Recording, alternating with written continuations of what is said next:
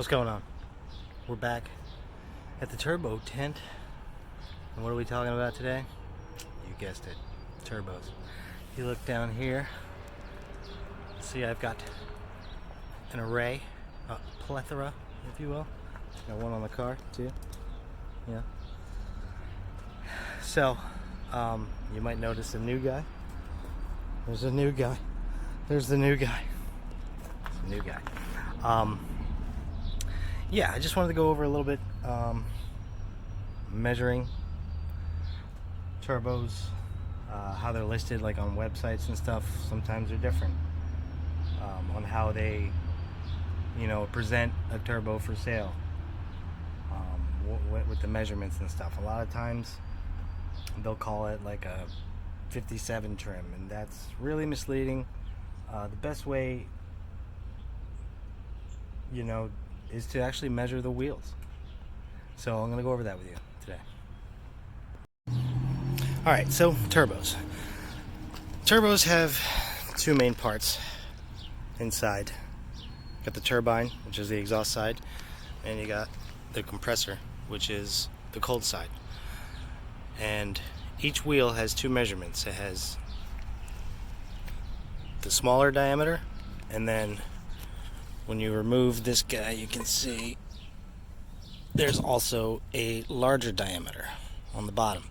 This is much larger on the bottom than it is up top. The turbine is the same way.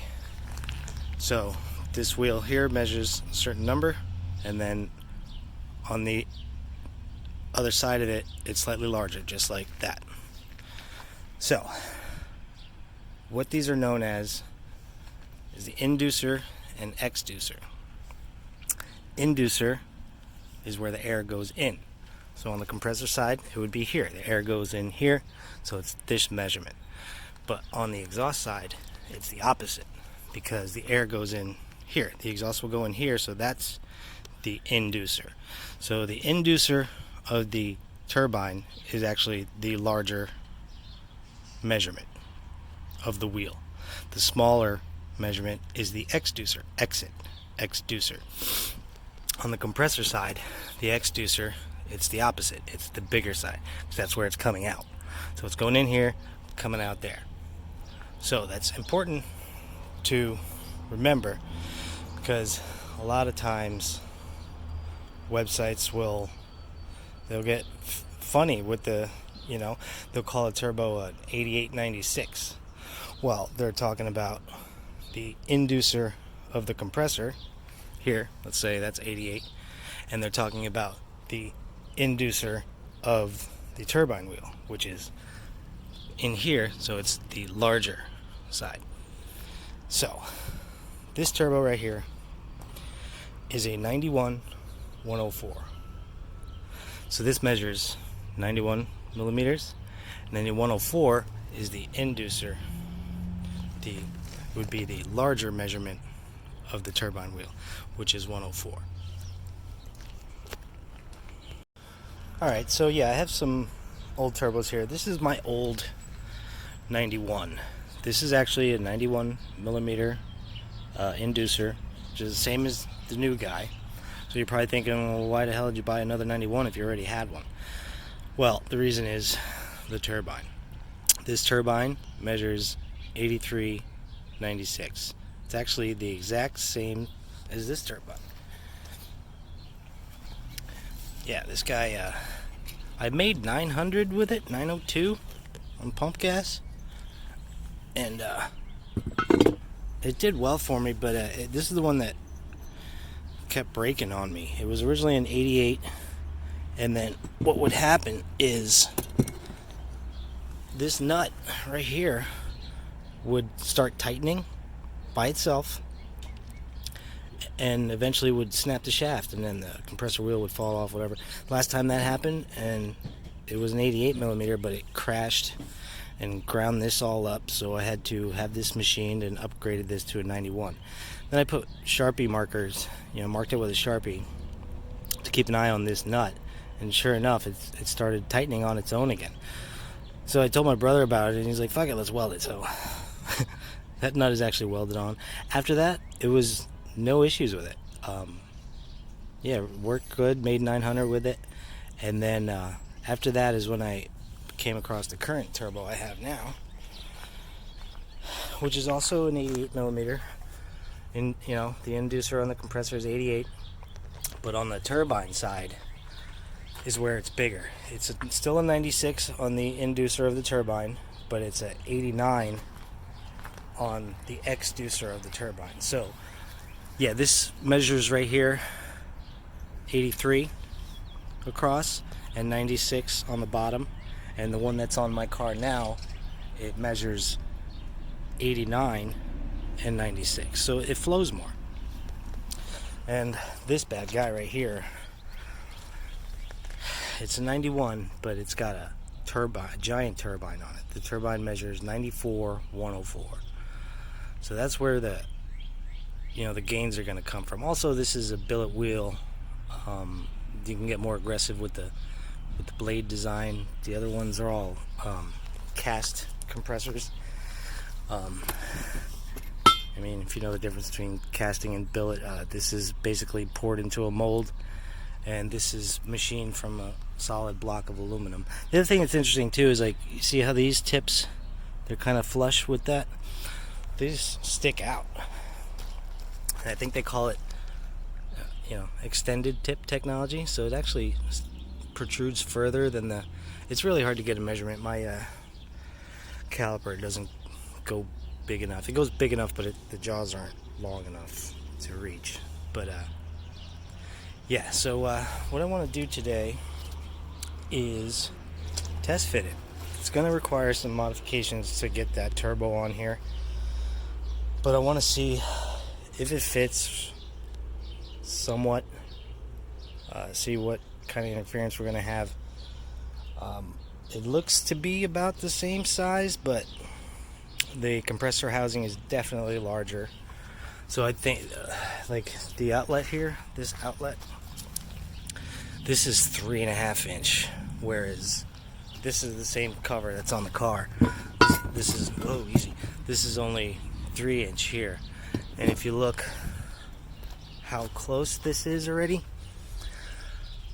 yeah, that might be an issue. So we're gonna have to see. I'm hoping, if it's out this way a little more, that'd be great. We'll see. I don't know, and I might have to modify that pipe. We'll see. I want to get it on there and see how it fits. The other thing you'll notice is this has a V-band flange. That I don't think is going to work. When you have a V-band, the diameter increases when you have a V-band. This is only 2.5 inch, but by the time you put the V-band on it, so if you put it, so it's gonna be stupid wide, so it might not fit. But what I can do is this has got a rib on it, so I might just hack this bitch right off, cut it, and get a reducer, 3.5 to 3 inch reducer rubber coupler, and go that route. So yeah, so let me get to wrenching here. I'm gonna take this turbo off, and first thing I'll do is lay the exhaust housing on. Take this off and put the other one on, because I got a feeling it's close there. See, right now it's pretty close to the water pump. The other area I'm concerned is, right there against the radiator. It used to hit. We moved the motor a little bit. Now it's got some clearance, but if this housing here is, bigger out here, we're gonna have interference issues. So yeah, I'm gonna try and test fit it, see how it looks. Alright, so I got most of the turbo off. I got to take off that exhaust housing yet and remove that turbo bracket, which is interesting. One of the bolts was missing. I guess I never tightened it. Thanks. So I gotta find a bolt for that. Yeah, just gotta undo that exhaust clamp on the downpipe, and then there's 4 bolts that hold the housing on. And then what I'm gonna do is take that turbo apart and just lay the exhaust housing in there and see what it looks like. Maybe put 2 bolts on it to hold it, and then see how that looks clearance wise, and then see if the rest of it fits. Alright, step one is a success. This is the new turbine housing. Fits down there. I got the bolts just tight enough to hold it flush. There's a little gap here, which I knew was going to happen. This is where probably just weld something here right on this flange with a V-band on it. You know, you might need a half-inch piece to get it, because I'd rather not mess with this. That way I could always switch back to the old turbo if something happens. So I don't want to modify this. I want to make this work with that. So that looks good there. Checked over here, clearance on the we got clearance on the water pump. So that's positive. That's good. Good news. Now let's see if the other side fits on there without crashing into the radiator. Alright, so first issue. We're gonna have to modify this guy for sure. Usually bolts to one of these bolts right here. Well, it's not in the right position yet. Hold on, let me see if I can adjust that. Move it over. It's not in the right spot right now, but that's not where it belongs. Hold on. Ha! I just didn't have it lined up right with the holes down there and up there. So yeah, that'll work. I'm a little nervous about is this hose is just hanging here right now, but that's not where it goes. But look how close this is. Oh, man. See how it looks with the housing on there. The housing protrudes, man. I don't know. Let's see what happens. Alright, it's on there. Holy shit, guys, it fits. I think. Kinda. That hole lines up. It's rubbing there, so I knew this might be a problem. What I'm probably going to do is just hack that flange right off. Hack this off. And it's got a rib there for, you know, I can put a rubber coupler. This is 3.5, so I'll have to get a 3.5 to 3 inch. You know, when we cut that back, this will rotate a little more. And then this pipe might work. It seems like maybe my old turbo was sticking out here more. I'm hoping I don't have to modify this pipe, because if anything, it wants to go over that way. Which it might work. It might look a little off kilter when it's on, but it might work. I'd like to, if I don't have to modify this pipe, that'd be ideal. Like I said, just in the interest of switching turbos back and forth if something happens. Yeah, this does not get much closer. It's actually hitting the fan right there, but when you rotate it this way, it's not touching. And I'm not even that worried about that, to be honest with you. It's going to rotate. It's going to get away. And worst comes to worst, I can, you know, get rid of those fans. Fuck it. I mean, get some real fans on there. Because I got, these are 2 eBay fans, and then I got a Saturn fan over there. So maybe if I get some high quality dual fans that blow a shit ton of air, I can get rid of that kind of half-assed fan setup. But yeah, I'm excited. It looks like it's gonna work. My drain, the turbo drain right here, this guy, should work on that. The feed will fit. Looks like the brace is gonna fit, and we're just gonna have to weld a little jobby on there to mate that to that. Get a coupler, hack that bitch off, and it should be good. I'm excited. The other part that's really tight, it's hard to see against that water pump there. It's not touching, but it is a cunt hair. That is, what's the old saying? A red cunt hair. But the turbo's solid with the mounting bracket hooked up. The turbo doesn't move, so even if you got, it's hard to see. Even if you got an 1/8 of an inch, that's enough. You know, it's just it can't be touching the water pump, obviously. But yeah, it's hard to see in there, but it's not touching. It is So damn close. So damn close. I can't even get an angle on it. This dumb hose is in the way. Yeah. It is dumb close. Holy crap. So yeah. Seems like it's gonna work. Yeah, I'm not gonna do it anytime soon, I don't think. I want to get a dynoed with the old guy, see if it makes the same power it did before, and then go apples to apples. It'd be nice to see, same boost, different turbo, see what you pick up, and yeah, we'll go from there.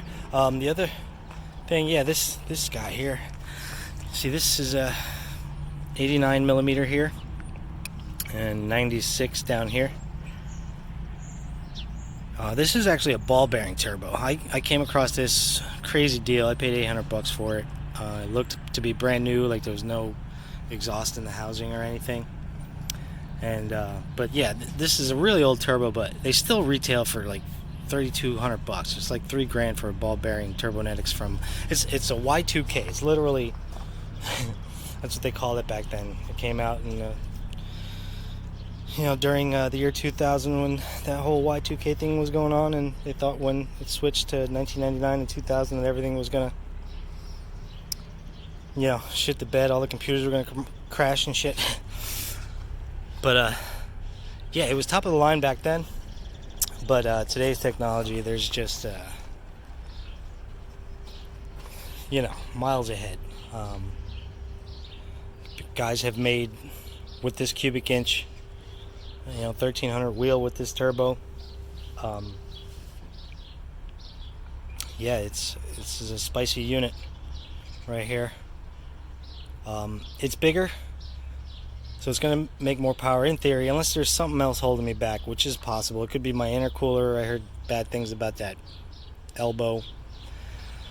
But we kind of hit a wall at around 1,000. We'll see if we hit that same wall. If we do hit that same wall, then it's not the turbo that's holding me back. It's just something else, whether intercooler or stuff like that. So yeah, she's gonna be but what I wanted to say was that as a drawback, it's got that giant turbine. It's a 94-104 when that one is a 89-96. So it's going to flow a shit ton more, but it's also going to lag. And so there's no doubt in my mind that it's going to lag more than the other one. With this new motor, it started making boost at like 2,700 RPM, which is pretty early. I've never seen it start making boost that early. This is higher compression than last time. I'm pretty sure that's why. But so I expect this one to lag more. But also, the thing to remember is, like, this is newer technology, so there's better blade designs, stuff like that. So what they were able to accomplish was retaining that flow you need to make the power, but also retaining some spooling characteristics. So there's turbos out there that are notoriously lazy, and they don't flow for shit. You know what I mean? It's just a bad turbine wheel design. And same thing with the compressor wheel. These newer designs, they just move more air. So hopefully it won't be that bad. But yeah, let's I'm gonna take it all apart again and put my old turbo back on, and then I got something else I want to show you guys. Okay, the other thing I wanted to show you, this is the factory emblem on the rear bumper. This was originally a 5.7 car, so it says 5.7 tune port injection. It's all beat up. It's broken in pieces. If you had a car that had the 305 in it, the 5 liter, it just said tune port injection. So I came across this guy on eBay. Well, I got the info from his name is Stan Kennedy. He's got the Fireball mullet. It's a red 85 IROC Z. Got LS9 blower on it now. He's got a YouTube channel. Check him out. If you guys follow the third gen pages, I'm sure you've seen his car. But yeah, he had a custom emblem made, and his says something like 6.2 liter supercharged or something.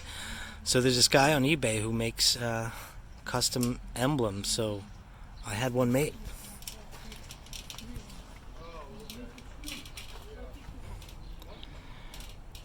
So I thought it was kind of clever. I like it. Let me know in the comments if you think it's dumb. Whatever. I was mulling over what to put there. I was just gonna put maybe just turbo port injection or something like that. But yeah, it's one of those things that nobody would probably even notice. Like once you put it on there, and if you're not a third gen guy, you're not even gonna notice that. But the purists will. They'll be like, "Oh wow, look at that." So yeah, just a little. Yeah, like I said, let me know in the comments if you think it's dumb or if you have any better suggestions of what it should say. The guy was on eBay. I can't remember his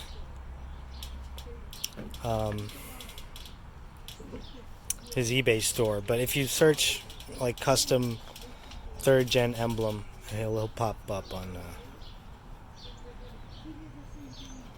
eBay, and he'll do them in different colors, and it's the correct font and everything.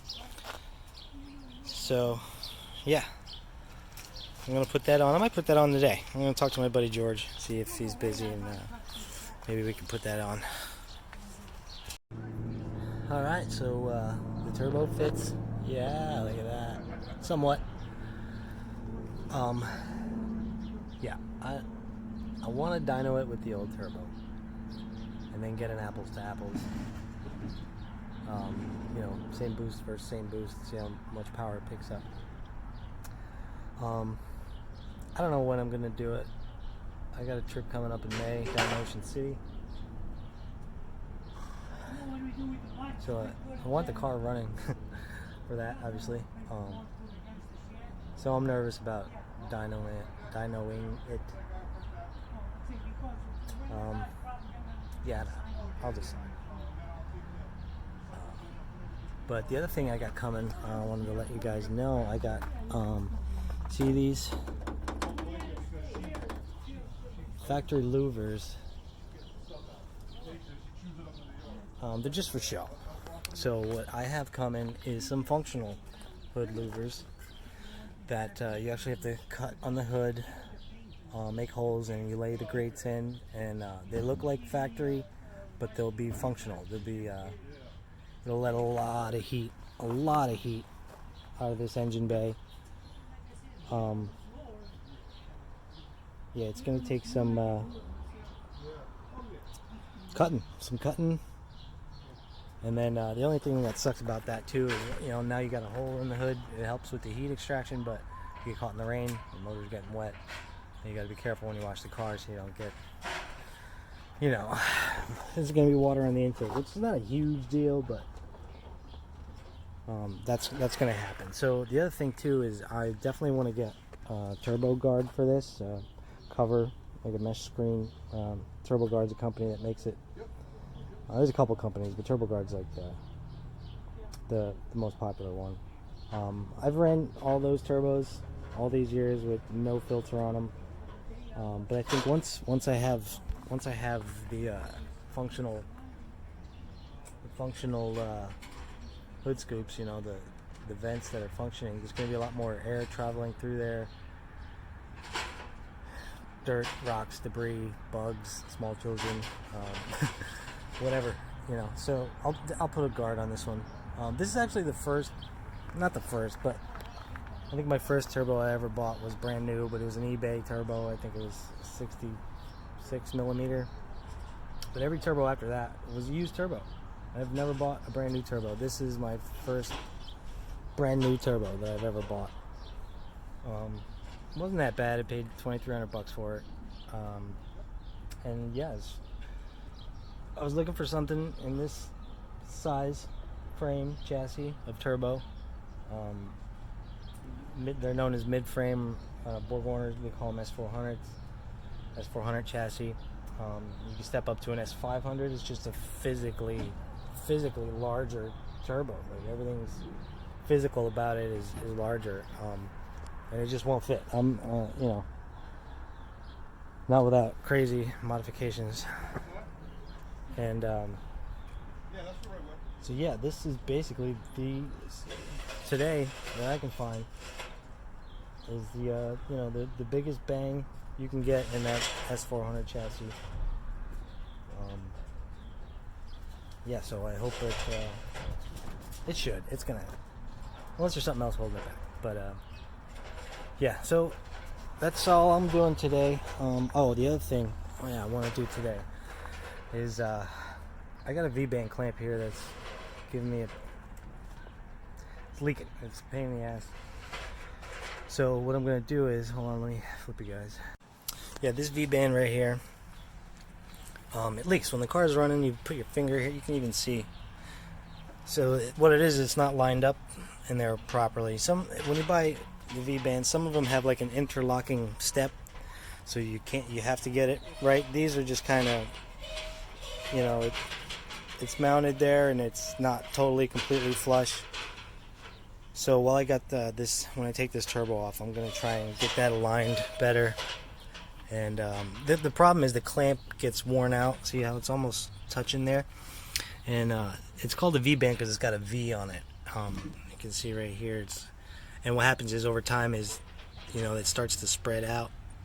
So what I'm going to do is take that clamp off and see if I can squeeze it maybe with a vice grip and get it to squeeze the clamp together more, because it should go. I got a flex pipe on there now. There's a flex pipe on the other side, so it should tighten up and you know, mate flush to that and eliminate some exhaust leaks. I tried silicone. It works for a little bit till you floor it and then it just blows the silicone out. And I even had a copper gasket on there, but I'm convinced it's just the clamp that's worn out. I tried a new clamp, but they were the vibrant clamp I got. The vibrant clamp I got was you know, a cheap Chinese. Everything's made in China now. It sucks. It broke. The first time I used it, the clamp broke. I had a thinner, like this is 3/8 nut. Oh no, half inch nut. So it was only like 7/16. It was just a wimpier clamp, and it broke the first time I used it. So I put the old one back on. But yeah, that's what I'm gonna do. I'm gonna take it off and try and squeeze the jaws closer so it squeezes the clamp better. And yeah, we'll do that. And just like that, through the magic of editing, there we go. I think it looks good. Yeah, swung by my buddy George's place, and we scraped the old one off, glued that bad boy on. Yeah. Alright, that's going to do it for this one, I think. Yeah, let me know in the comments what you guys think, if it's dumb, if it's corny, if it's gay, whatever. I don't know. I thought it was pretty cool. But, or any other suggestions for what it could say back there. Yeah, that's it. I'll talk to you guys soon.